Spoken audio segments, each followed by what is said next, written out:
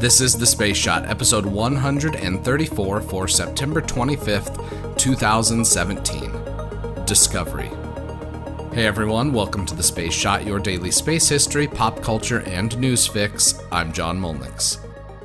The Mars Observer spacecraft launched on September 25th, 1992 on a course to, you guessed it, Mars. According to NASA, the satellite was designed to, quote, carry out a high-resolution photography mission of the red planet over the course of a Martian year, 687 days, from a polar orbit. Science instruments ranging from gamma-ray spectroscopy to thermal emission spectroscopy were going to study the red planet in detail. Sadly, the spacecraft experienced an anomaly right before entry into Mars orbit. Quote, just 2 days prior to the planned entry into Mars orbit, the spacecraft suddenly fell silent at 1 a.m. Universal Time on August 22, 1993.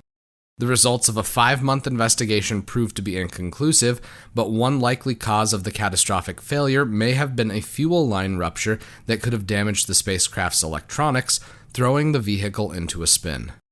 In the aftermath of the mission failure, NASA created the Mars Exploration Program, which is a multi-decade program that has used landers, rovers, and orbiting spacecraft to study the red planet.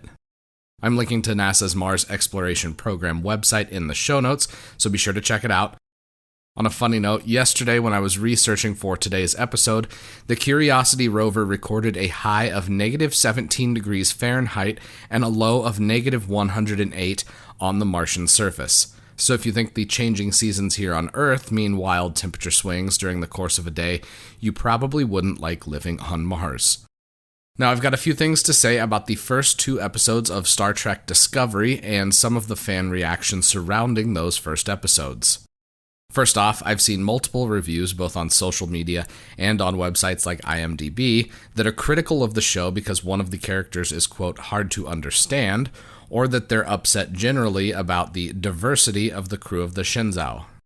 That's disappointing and frankly sad coming from Star Trek fans.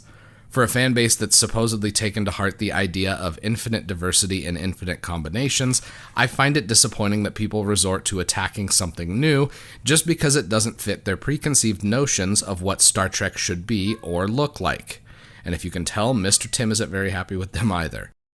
I'm excited for new episodes of Star Trek, and frankly, I thought the first 2 episodes of Discovery were some of the best that Star Trek's ever had. I'd put the Vulcan Hello and the Battle at the Binary Stars up against any other series open, and I'm pretty sure Discovery would come out on top. This show is definitely a newer flavor of Trek, and it could end up being a phenomenal installment in the Star Trek universe.